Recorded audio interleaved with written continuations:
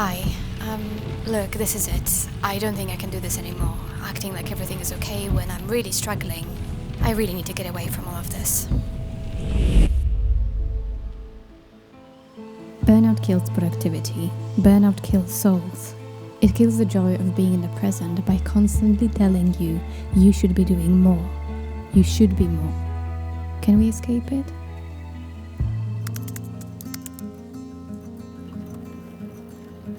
Okay, what are we doing here?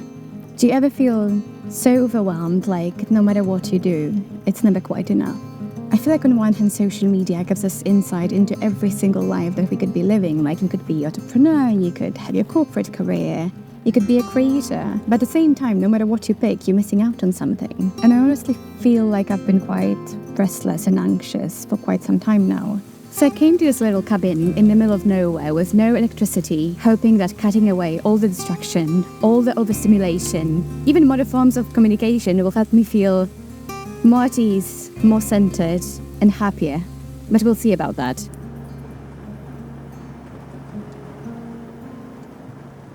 For a very long time, I felt alone in my struggles with anxiety, feeling inadequate and overwhelmed. Everyone I knew seemed to love what they do and be exactly where they are supposed to be. But global data paints a different story, suggesting that Gen Z and millennials are the most stressed, burned out generation so far, with over 48% of 18 to 29 years old saying that they feel drained.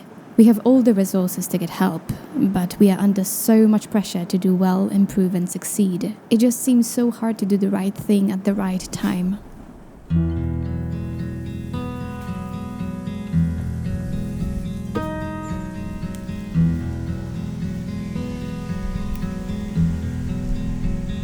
I read somewhere that a healthy nervous system is comfortable not doing anything.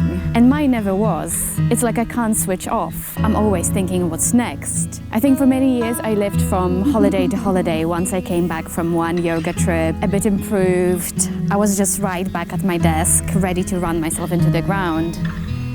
Hi. And many sources ingrained in me this idea that our value is linked to our productivity and our identity is linked to our work, which I think is a very dangerous concept. Add to this constant overstimulation and it's a recipe for disaster. In the UK, people check the phone every 12 minutes. It's a lot, like no wonder we're stressed. They say that you can have too much of a good thing, and I think this is what happened to me when I was trying to improve how I feel by going down the rabbit hole of countless self-help books, videos on productivity hacks, and routines of successful people. Instead of feeling better, I became overwhelmed. Sometimes instead of adding up, you need to strip down. I went to the woods because I wished to live deliberately, to front only the essential facts of life and see if I could not learn what I had to teach, and not when it came to die discover that I had not lived.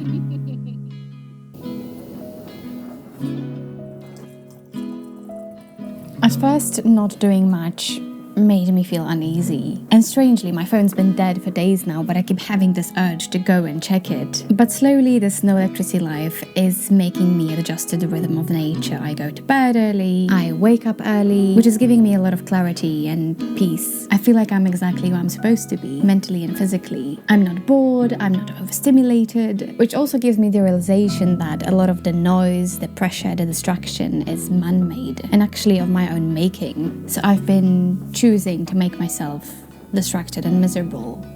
Quite a lot, I guess. Ruth Allen, a therapist and an author of a book on grounding, recommends going outside more and bringing the experience inwards. She explains that grounding power of nature can help us notice what is happening inside us, around us, and become more present, more at ease with the demands of modern life. So the secret is, you've always been enough. You always had what it takes to be true to you, to be peaceful, and to be happy.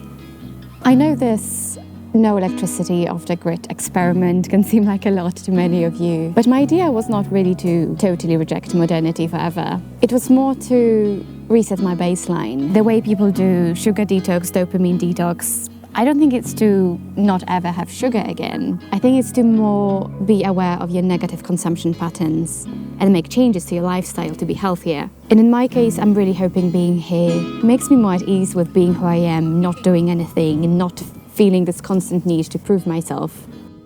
By connecting with nature, we become more connected to ourselves.